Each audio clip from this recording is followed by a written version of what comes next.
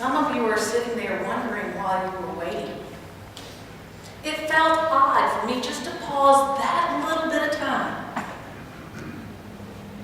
Did you get restless? Did you wonder what was happening? Why isn't she going on ahead? We struggle, as Sarah Lane said, to wait. And there are all kinds of things that we wait for. Sarah Lane mentioned lines. How many of you get in a line in the grocery store and quickly start comparing all of the other lines to see which one is going to get through the fastest? And if you're in the longest line, you think you're always in the longest line, no matter what you do. One of the other things that, as I was thinking through this psalm, I heard, "Out of the depths I cry to you," and I thought, I've also heard, "Out of the back seat the cry comes." Are we there yet? Are we there yet? These are just everyday things that we wait on. Sarah Lane said that one of the most important lessons for children is to learn to wait patiently. Most of us aren't real good at it, even as adults. But to wait, to worry. The psalmist cries, "Out of the depths I cry to you, O Lord." Out of the depths is a reference to the waters. It was a common metaphor for deeply troubling, deeply fearful experiences. Out of the depths, almost being covered in water. We've had that feeling for the last few weeks. It started long before Florence ever made it to shore. We started watching the Weather Channel and the News Channel and catching up with Ed on Facebook at 8 o'clock at night, trying to figure out where the storm was going to come ashore. Trying to make that decision. Do we leave and go someplace else? Do we evacuate or do we stay? And as Florence continued to draw closer, we continued to watch, to wonder. Those of us who evacuated wondered if we'd made the right decision. Those who were here wondered for a little while if they had made the right decision. And together we were concerned about each other, hoping for news of what was happening. I had to wait a little longer at my mother's house. Mom's house is apparently what Daryl calls an electromagnetic dead zone, because getting cell service there is sometimes challenging. So getting news took longer. It was more like when we had dial-up internet service, and you had to wait. We felt that tension. And as we watched the news and found out what was happening and realized how severe the flooding would be, the next decision was to rush, to get back, to come home. We spend a lot of our lives worrying and rushing and waiting. And while these things are relatively, in the long run, they did not have a huge impact on us. There are people all around us, some within our own congregation, who have experienced flooding, who have experienced damage,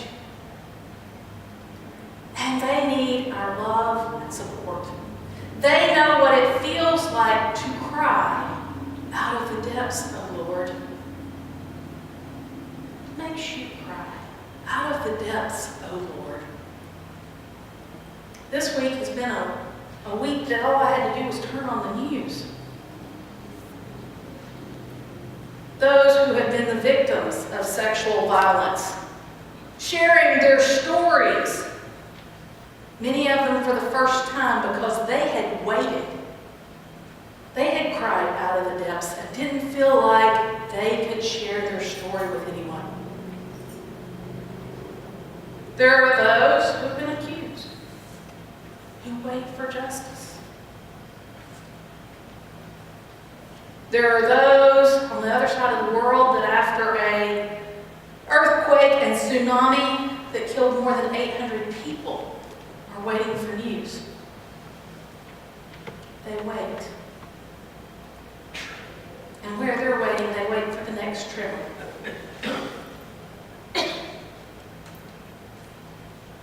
We had people in our congregation and others that had that long, slow wait of rushing to fix everything they could in their home and reaching that point where all they could do was watch the white rise. And it was slow and agonizing. Do you hear the psalmist? Do you hear the psalmist? I cry out to you from the depths, Lord. My Lord, listen to my voice. Let your ears pay close attention to my request for mercy. Maybe one of the times we feel in the depths the most is when we know that we need God's grace. When we know that we have sinned and we cannot fix it ourselves. One of those times that we wait and we realize that we hurt while we wait and that others hurt while we wait. The psalmist addresses that as well. If you kept track of sins, Lord, my Lord, who would stand a chance? But forgiveness is with you. That's why you are honored.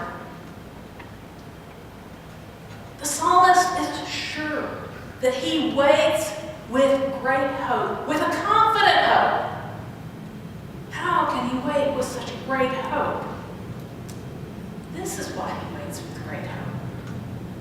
My hope, I hope, Lord, my whole being hopes, and I wait for God's promise.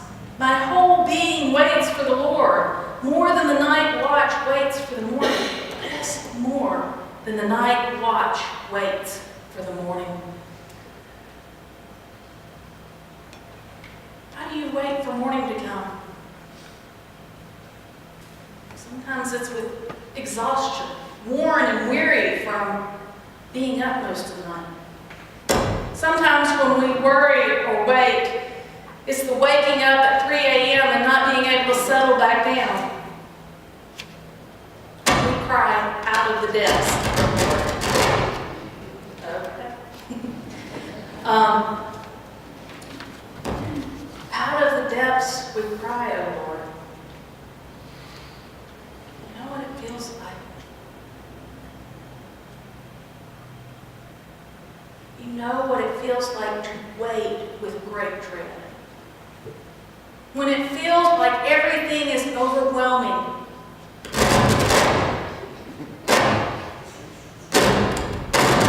Okay, let's see if we can get this straightened out.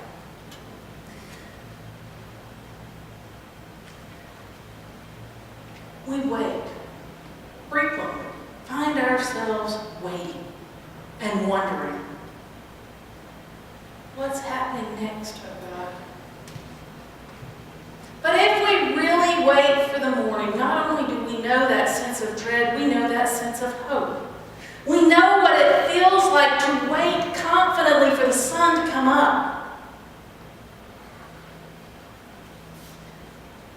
Several years ago, we did a lock-in here at church with the youth. And before first light, we walked down 13th Avenue out onto the beach and waited for the sun to rise. Still pitch dark, black. And slowly, the sky started to lighten to a navy blue, to a little lighter blue. You started to see the rays of sun streaking across the sky. You knew that the sun was coming up. This is the kind of hope that we wait for. This is the kind of hope with which we wait, confidently, because we know that God has already sent God's Son to set us free. The people of Israel claim at the end of this that God will redeem them.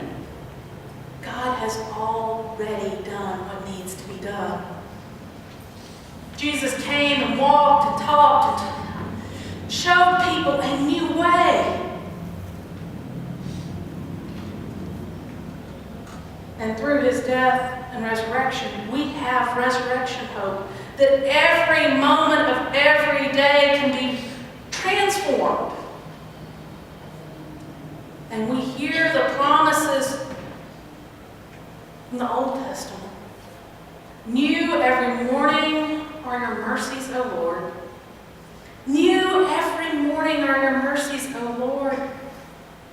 When we cry out from the depths, we remember that God has already given us the opportunity to live abundant lives, eternal lives, filled with hope, filled with the assurance of God's grace, filled with joy and laughter,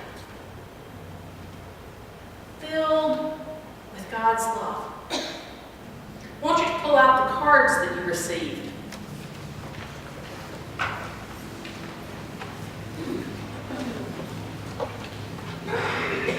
You should have a yellow one and a red one.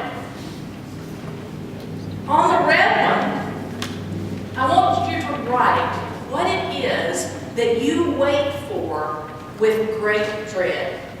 What do you dread that you're waiting on? The next paycheck or that next bill in the mailbox? Is it a telephone call from the doctor's office? From a family member? What is it that you dread? What worries you? Today I invite you to write it down. And during the hymn of response, bring it and leave it on the altar. Leave it behind. If you're uncomfortable coming to the rail and leaving it here, just put it in the offering basket. Remember, red and dread rhyme. That's how I'm keeping straight which card's which. Red is dread. What do you wait for with great dread? Yellow. Ask somebody what color they thought of when they thought of hope. Yellow happened to be it. Bright and cheerful. What is it that you wait for with great hope, eager anticipation? What is it that you wait for? Write it down. Keep the yellow card. Leave behind the dread and the worry. But remember that you are someone who waits with hope, and take that and cling to that hope.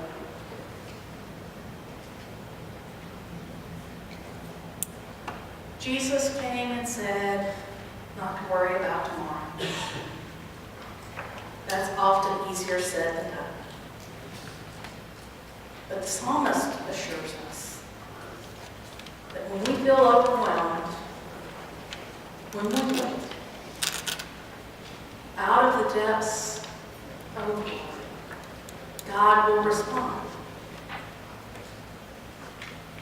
Let us pray.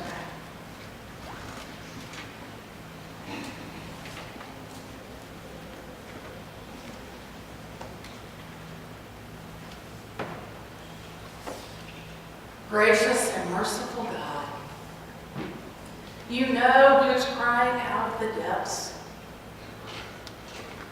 They weigh on our hearts, and we know that they need to hear the same thing we need to hear, that new every morning are your mercies. Oh God, even our sin you can take and transform, resurrect into new life. So we ask you to take away those things that weigh us down, that keep us from moving forward with Christ. Our concerns about those who are suffering from age or illness that brings constant pain. It makes them suffer. It makes them wonder what's next. When you hear their cry, O Lord, hear their prayer. We know those who are suffering from flood damage. Children who wonder when they will get to go home or go back to school.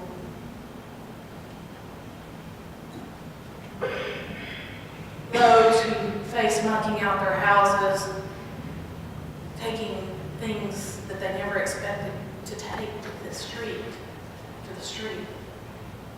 When they cry out of the depths of Lord, hear their prayer. For those who have experienced sexual violence or domestic violence, oh God, we pray. For we know that all too often they don't feel like they can cry out to someone else, that they hide their story. Assure them that you hear their cry out of the depths. Hear their prayer. For someone who is falsely accused, we learn what really matters. And for those people, we pray for justice and truth to reign. Out of the depths they will cry to you, O Lord. Hear their prayer. Those who face the earth quaking under their feet and the waves crashing through their village. Those who mourn. They will cry out of the depths to you, O Lord. In your mercy, hear their prayer. We come to you as the church, the body of Christ. A body that you are continuing to transform, to redeem, to change into exactly what you need us to be. Sometimes we struggle with the weight. We don't know quite what to do. But you, O Lord, hear our prayer, and you remain at work. You've already taught us how to pray, saying, Our Father who art in heaven, hallowed be thy name. Thy kingdom come, thy will be done, on earth as it is in heaven. Give us this day